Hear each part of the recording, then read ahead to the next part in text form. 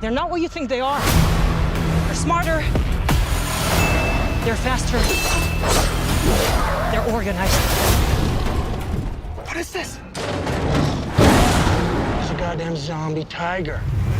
100% I'm in, yeah. There's a version of this movie that was shot in the 80s that's just a mindless shoot 'em up, you know, soldiers versus zombies in a casino. Can you talk about how you guys worked on those human moments amidst the carnage so that we would care about your characters?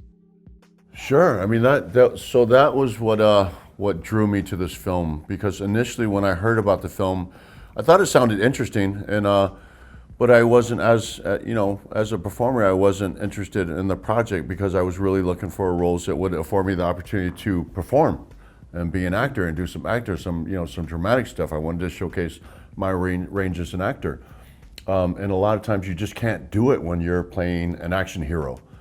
So I thought that's what the film was, and then I was asked to read the script, and I did, and I started looking at it differently, and I started looking at the character of Scott Ward differently, because I realized that everything else, the zombie apocalypse, the heist aspect, that was all kind of backdrop to the real heart of the story, which was a redemption story between Scott Ward and his daughter.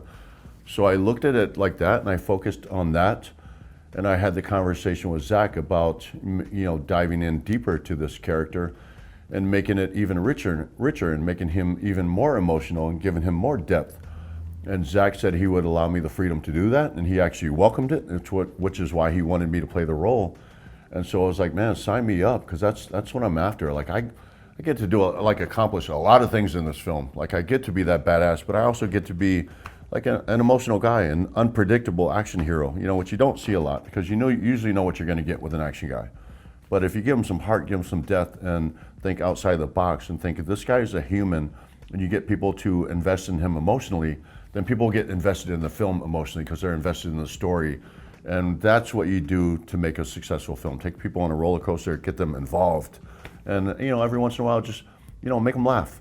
You make them laugh, you make them cry, you scare them a little bit, and you give them a very strong ending that leaves them wanting more, and that's like a winning formula. That would work. Copy that. I have learned over the years that in a zombie movie, a weapon can seriously define a character. You both use very distinct weapons, Omari, especially you, and your glorious saw. I'm curious if you guys had any input into the type of weapons you got to use in the movie. Matthias, you want to go first, brother? Yeah, first, because my character is a very nerdy and special character, but a very handsome dude and heartful guy, but he trained, and he's from Germany, and he started to train with a weapon. It was a fork and a spoon. So that was the first idea of having these weapons, prepped for my character. But then mass destruction. Yes. Can you imagine with the spoon? But then I was so lucky when I read that he has a bat, like this bat with nails, right? Thank God. Yeah. We both have pretty cool characters, obviously, but the weapons of choices that we can't really take credit for, again, championing the thought or the sentiment of my castmate and Matthias. We couldn't really say, because Zack had created these characters to be so different, and I think part of that was that he wanted to accent that in those characters, of course, with a specific, tool of use for all these characters. So Matthias did have that bat that he had to graduate to. There's a little wrinkle in that. He had to graduate to the bat. And I digress in saying that I had to, in many ways, regress and go back to a place that I wanted to get away from. And that being to get away from this obvious, truly weapon of mass destruction that I basically buried, into a sort of trash can of sorts, and then buried that under the ground. And so I had to reconjoin, with my partner in crime. My Linus blanket of sorts is my chainsaw. And then Matthias's, of course, is that thorn bat that he graduated to. Zombies, shamblers, the undead, whatever you want to call them. When it comes to killing them, it's all about the brain. What if I took a big rock and smash it into the head? Would that work? Yeah. Where do you want to see Zack go next to unleash a zombie apocalypse? Where would be the perfect place to send Zack Snyder to and his undead machines? Paris. Sorry, Tig. How about into the wild, old-timey West? I did a movie before called Cowboys and Aliens, and that didn't work that well, so I'm not sure. Anna, stay out of this, please. And if that doesn't work, then out to sea. Yes. And Nora Paris, of course. We'll circle back. Yeah, it's a love story. Can I pitch it to you? Sure, I'm listening.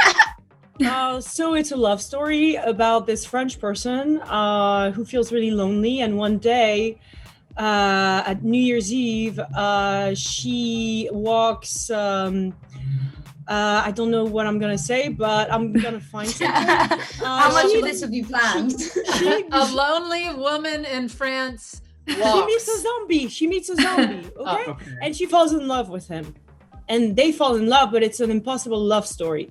I hope Netflix is listening to this. In 1930s. Where do I sign? You know, I never saw a movie like a zombie movie, like in the deep ice cold surrounding from Greenland. I think this would be like really interesting, you know, white and bloody. That's freaking awesome, bro. You just wrote 45 pages right there. Wow, Matthias. That's heavy, brother. But I dig it. And I was lucky enough to go to Atlantic City and watch you guys shoot for the day, and I was blown away by how much practical stuff you had in front of you, how much how much location played into having the casino there. How important was it to you to have that practicality versus miles of green screen? It's a luxury because I've worked in obviously I've worked in a lot of green screen stages with working with Marvel. I've worked with characters that weren't there. I've acted with tennis balls and I've acted with stuffed animals. So anytime, as a performer, especially when you're sucked into scenes that just require a lot of intensity, it's just always a luxury to have practical things like that. And not only that, but you mentioned that the casino, because it was all real, it was all there, it's all things that we got to play with. But also like the alpha zombies that were after us, all the athletes, made up as zombies. There's because it's something special. It adds something different when you have all these like incredible athletes that are able to do these inhuman things, and you don't have to, just kind of use your imagination and rely on something that's going to happen after the fact and post with CGI. Like they're actually there. You can see them or you can react to them, and they're terrifying. So we were fortunate enough to have those types of performers with us and not have to rely on CGI zombies. We were actually living upstairs, like we were living in that same hotel which was abandoned, and we just come downstairs to shoot. But that was kind of weird. I was just trying to be out of that casino as much as I could, but it was great. It really gave us that environment, and it was easier to shoot and to imagine everything, of course. My gosh, it was so impressive, the work that was done by the Yeah, incredible. The production design in this movie is amazing. These sets, we had incredible set designers, an incredible set designer and her team. So pretty freaking amazing, but equally there are those moments where you actually need that thing. And so to be in Atlantic City and to know that this is actually what we would have been feeling had we been in Las Vegas, it's priceless. To have that, it's priceless, for sure. Was there a division on the set, in the cast, between the actors who had to spend all their time in the makeup chairs, getting ready to be turned into the zombies, versus the actors who could just show up and start their scenes? Well, I feel like you're just talking about men versus women. Yeah, I mean, the zombies, the actors who were playing zombies, they would stay hours and hours on the makeup chair. And Anna, you had a scene where you had a lot of prosthetics. How long did it take you? It took me like 4 hours, and like I said, I was that day in the trailer with all the zombie actors, and I was like, blown away that they had to go through that every single day. We were already complaining about, makeup, an hour of makeup, and this was like 4 hours. So yeah, they were amazing.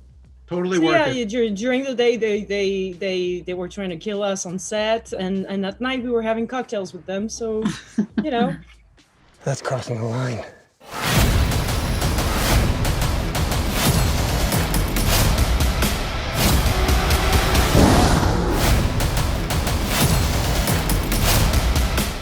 Matthias, can you tell me something cool that we're going to learn about your character in Army of Thieves? Oh yeah, he's still very funny and nerdy. That's for sure. It will be very entertaining, and we will see a lot of heist scenery, which you never seen before. So watch out.